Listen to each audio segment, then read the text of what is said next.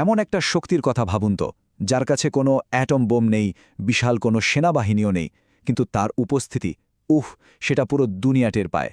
চলুন আজ ঠিক এমনই এক শক্তির গভীরে যাওয়া যাক, যে শক্তি গত কয়েক দশকে বিশ্ব রাজনীতির সংজ্ঞাটাই যেন নতুন করে লিখেছে। ভাবা যায়, এমন এক শক্তি যার একটা মাত্র খবর বা একটা ব্রডকাস্ট হোয়াইট হাউস থেকে শুরু করে ক্রেমলিন পর্যন্ত কাঁপিয়ে দিতে পারে। এতটাই ক্ষমতা যে একজন মার্কিন প্রেসিডেন্ট নাকি এই শক্তিকে মিসাইল দিয়ে উড়িয়ে দেওয়ার প্ল্যান পর্যন্ত করেছিলেন। না, এটা কোনো গোয়েন্দা সংস্থা নয়, কোনো গোপন বিপ্লবী দলও নয়। এটা হলো মরুভূমির বুক চিরে উঠে আসা এক অপ্রতিরোধ্য কণ্ঠ, আল জাজিরা। সেই শক্তি যার ক্যামেরার লেন্স আধুনিক যে কোনো মিসাইলের চেয়েও অনেক বেশি ভয়ঙ্কর আর শক্তিশালী বলে বারবার প্রমাণ হয়েছে। কিন্তু এই দানবীয় শক্তির জন্ম হল কিভাবে?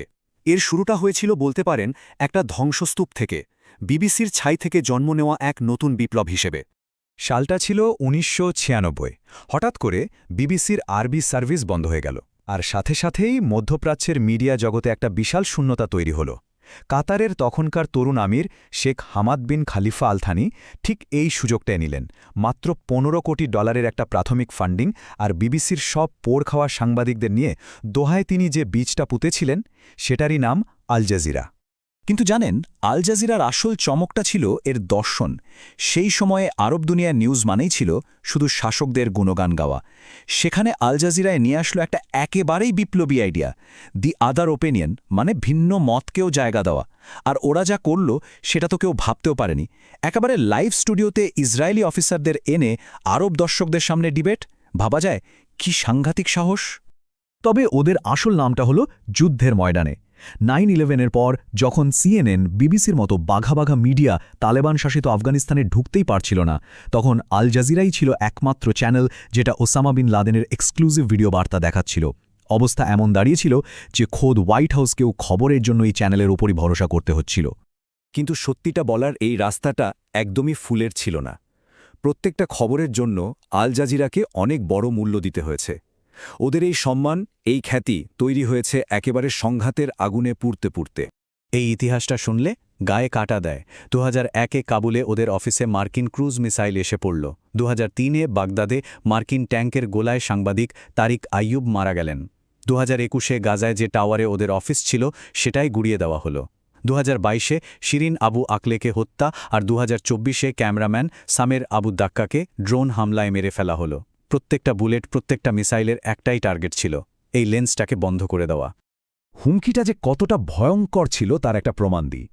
2004 সালের একটা ফাঁস হওয়া মেমো থেকে জানা যায়, মার্কিন প্রেসিডেন্ট জর্জ ডব্লিউ বুশ কাতারে আল জাজিরার হেডকোয়ার্টারে বোমা ফেলার প্ল্যান করেছিলেন। পরে ব্রিটিশ প্রধানমন্ত্রী টনি ব্লেয়ার নাকি সেটা থামান। মানে বোঝাই যাচ্ছে এই নেটওয়ার্ককে থামানোর চেষ্টাটা একেবারে সর্বোচ্চ লেভেল থেকে করা হয়েছে। তো প্রশ্নটা হলো, এত কিছুর পরেও আল জাজিরা টিকে আছে কিভাবে?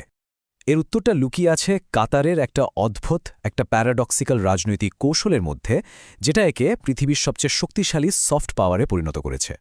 কাতারের এই কৌশলটা সত্যিই অবাক করার মতো।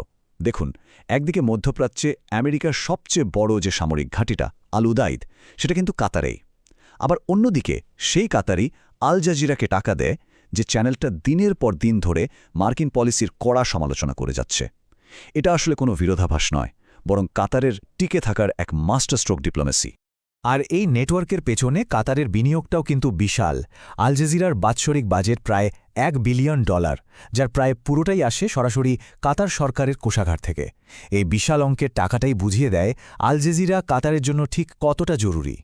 আর এই বিপুল বিনিয়োগের ফলেই আল জাজিরা একটা গ্লোবাল মিডিয়া এম্পায়ার তৈরি করতে পেরেছে। সারা পৃথিবীতে ৮০টারও বেশি ব্যুরোতে কাজ করেন প্রায় ৩,০০০ কর্মী। আর বিশ্বাসযোগ্যতার দিক থেকে এটা এখন বিশ্বের সেরা 5টা নিউজ নেটওয়ার্কের একটা। বিশেষ করে গ্লোবাল সাউথের দেশগুলোতে এর উপর মানুষের আস্থা অনেক বেশি। বেশ, চলুন এবার দেখি, যখন এই শক্তিশালী লেন্সটা কোনো একটা নির্দিষ্ট দেশের উপর গিয়ে ফোকাস করে, তখন ঠিক কী হয়? এর প্রভাব কতটা গভীর হতে পারে? আসল প্রশ্নটা হলো, আল জাজিরার একটা রিপোর্ট একটা দেশের ভেতরের রাজনীতিকে কতটা নাড়িয়ে দিতে পারে, বিশেষ করে যখন সেই দেশের মিডিয়া একটা অদৃশ্য সেন্সরশিপের জালে আটকে থাকে। তখন কি হয়? বাংলাদেশের কথাই ভাবুন।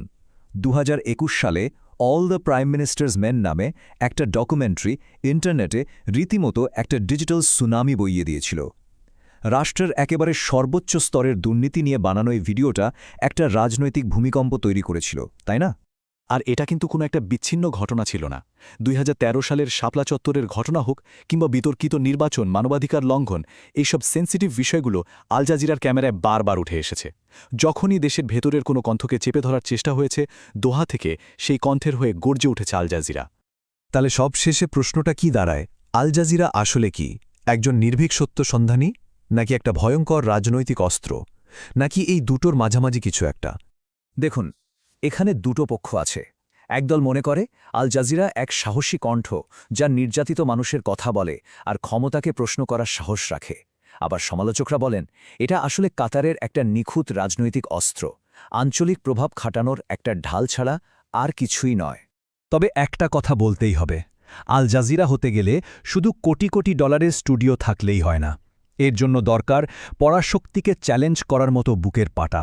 আর দরকার সহকর্মীর রক্তাক্ত লাশের পাশে দাঁড়িয়েও ক্যামেরার লেন্সটা পরিষ্কার রাখার মতো শক্ত একটা কলিজা।